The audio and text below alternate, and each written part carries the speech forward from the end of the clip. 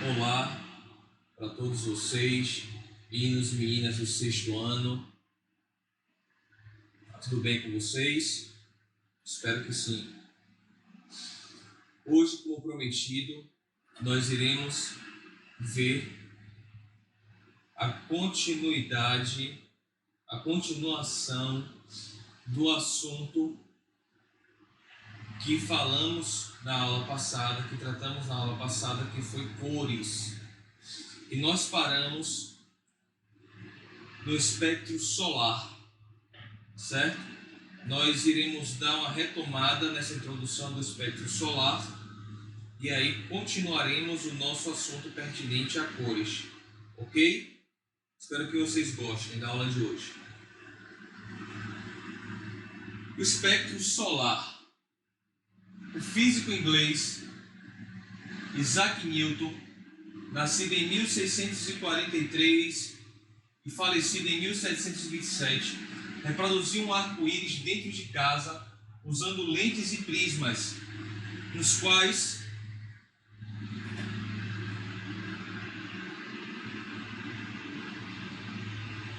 fez a luz solar incidir.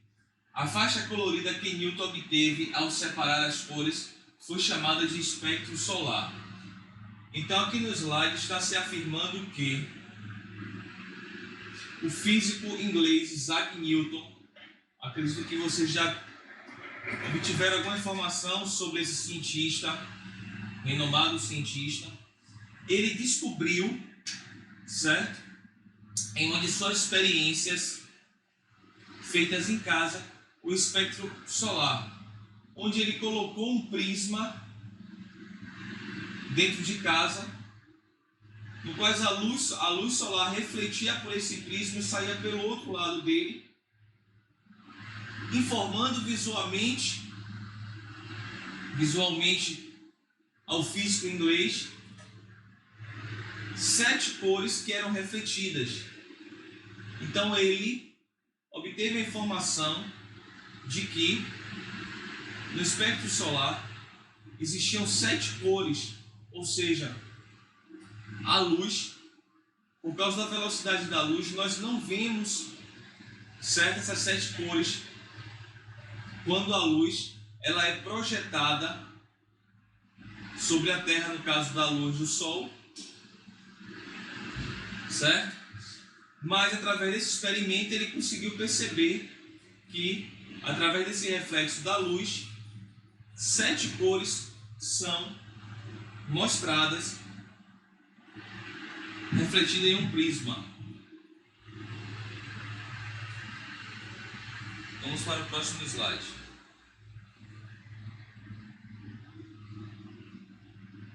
Só um minuto. Pronto.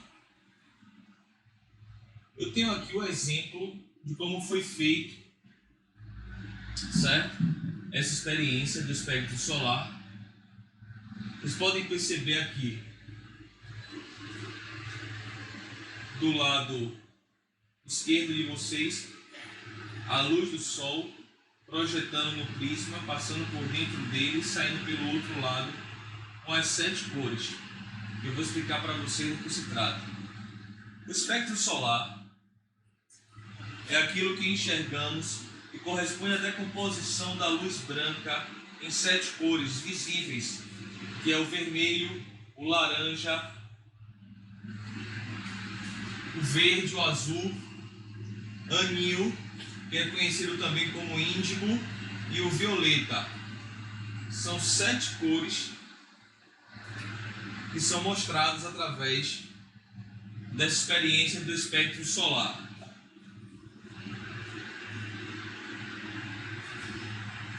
Eu trouxe aqui a projeção do espectro quase contínuo. Aqui você pode perceber a luz refletida no prisma mais uma vez de forma desenhada para vocês enxergarem as cores, né? Melhor aqui com as suas especificidades. Aqui você tem a dispersão da luz, você tem o prisma, né? O reflexo dela vindo para o prisma.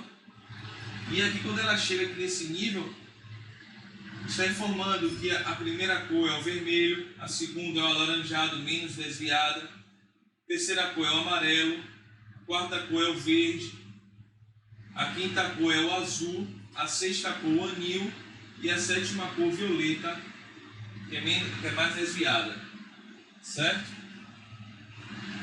O espectro solar, ele tem o branco como a soma de todas as cores na presença de luz.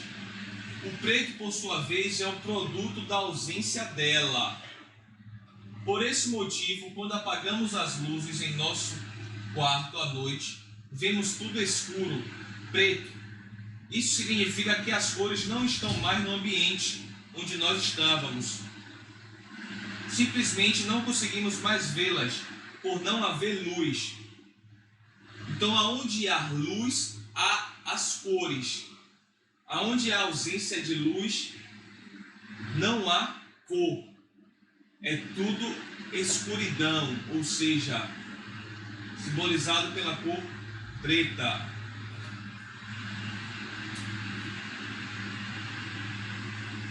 Vamos falar agora um pouco sobre as cores primárias. Vocês com certeza já devem ter ouvido falar ou estudado sobre as cores primárias. As cores primárias, elas são formadas pelo vermelho, pelo amarelo e pelo azul, certo? E são chamadas também de cores puras, porque elas não sofrem mistura. Não são formadas pela mistura de outras cores, elas são puras, ok? Então é o vermelho, o amarelo e o azul. Essas três cores são as cores primárias. Cores secundárias. As cores secundárias são as cores que se originam da mistura das cores primárias, que são denominadas secundárias. Ou seja, misturando-se aquelas três cores primárias que eu mostrei para vocês no início, vai se originar cores secundárias. Porém, na mistura entre duas primárias, gera-se uma secundária, que eu vou mostrar para vocês o esquema mais adiante. Então, essas três cores secundárias são a verde, o laranja e o roxo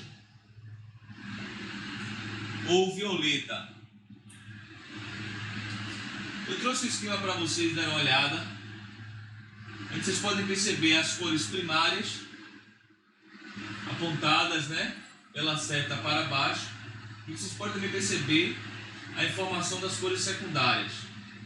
Então, nas cores primárias, para se gerar o laranja, você precisa misturar o vermelho com o amarelo. No caso, tem que se misturar. Se você for fazer essa experiência com tinta, você tem que colocar um pouco de tinta vermelha, depois colocar um pouco de tinta amarela, misturar com o pincel ou com a espátula, você vai ter a cor laranja. Se você for fazer esse processo com lápis de cor, primeiro você usa o amarelo, pinta o amarelo, uma parte de amarelo no papel, depois você vem com o vermelho, pinta por cima. Agora você tem que fazer uma boa pintura. A pintura deve estar fechada, sem nenhum espaço, nenhuma falha, certo? No local onde você utilizou o lápis de cor. Quando você for colocando uma por cima da outra, vai gerar a cor laranja. Dessa mesma forma, você vai obter essa experiência de mudança de cor, de geração de cores secundárias com o giz de cera.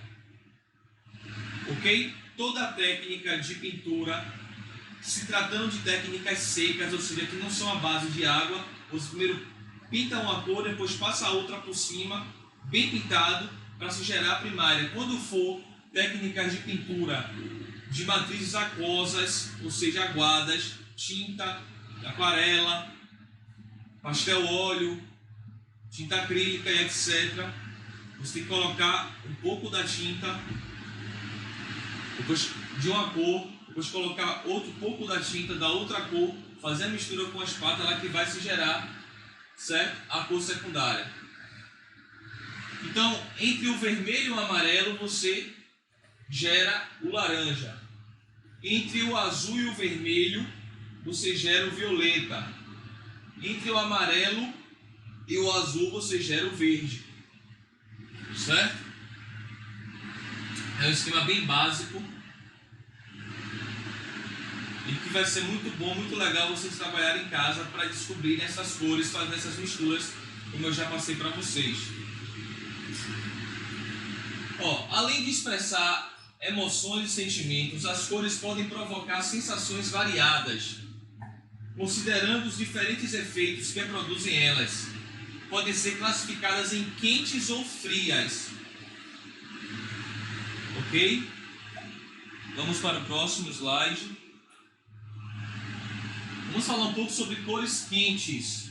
Aqui você tem um exemplo de uma cor quente, cores quentes usadas em um ambiente interno, me parece ser um restaurante, certo? As cores amarela, laranja e vermelha transmitem sensações de calor e alegria. Por isso elas são consideradas quentes. As cores laranja, vermelho e amarelo, certo? São cores quentes. Elas são consideradas quentes. Em certos casos, são utilizadas para nos dar a impressão de que nossa fome é muito maior que aquela que realmente estamos sentindo. Por isso essas cores, o amarelo, o vermelho e o laranja, são utilizadas em logotipos, logomarcas de empresas, de lojas, para consumirem de nós a compra. Como, por exemplo, é muito utilizado em locais de vendas de alimentos, fast foods e algum outro produto que seja necessário nós consumirmos para utilizarmos de forma mais frequente. Tipo nos postos de gasolina, por exemplo, da marca Shell, existem as cores vermelho e amarelo, para trazer essa sensação em nós de consumo. Então são técnicas que são utilizadas através das cores para o público-alvo que somos nós. Além de serem utilizadas nas artes, elas podem ser empregadas também nessas situações. Ok? Por isso aqui esse ambiente interno desse restaurante está tudo vermelho, para se chamar essa atenção à pessoa que vai lá degustar do alimento, certo? Independente de culinária seja, japonesa, chinesa, mexicana e etc. Isso aí faz com que nós sintamos a vontade visual que mexe com os nossos sentidos para nós consumirmos com mais vontade as coisas. Então nós temos aqui exemplos de cores frias. Esse ambiente muito legal, né? Transmite para nós uma leveza. A nossa visão, ela prefere cores frias. Transmite a nós calma, tranquilidade, leveza no ambiente. Por isso, geralmente, essas cores são utilizadas em residências, especialmente nos quartos, certo? Para nós termos essa sensação de conforto quando visualizamos o nosso ambiente particular. As cores frias são as cores azul, verde e violeta. Proporcionam sensações de descanso e tranquilidade, pois são mais monótonas. Elas são as mais escolhidas para a decoração de quartos, por serem mais agradáveis à visão. Nesse caso aqui tem um pouco do amarelo, que faz parte das cores quentes, mas o resto são cores violetas, são cores bem claras, né? O bege, vários tons de bege, vários tons de violeta, né? Então transmite essa calmaria, ok? E eu trago aqui para vocês para finalizarmos a nossa aula de hoje com um assunto pertinente a cores, é que nós podemos analisar as cores quentes e frias e possivelmente notá-las, as mudanças nas estações e horários do dia também, na própria natureza. Vocês podem perceber esses tipos de variedades das cores. Vejam esses dois exemplos que eu trouxe para vocês. O outono é uma estação rica em cores quentes, geradas pelas folhas secas que caem das árvores. Olha que paisagem linda. Então ali são utilizadas cores quentes. Nessa paisagem avermelhada, alaranjada, amarelada, certo? E no inverno, em determinados locais do mundo, os rios eles se congelam, o céu ele fica acinzentado, não é verdade? Eu trouxe um exemplo aqui do inverno, especialmente em regiões que nevam, percebem-se mais cores frias, cinzas, aqueles azuis esverdeados. Na verdade, então você pode perceber uma grande diferença entre as cores quentes com as cores frias. E isso é perceptível também nos horários do dia, isso é perceptível também nas estações do ano, certo? Perceptíveis também na coloração dos animais, das plantas,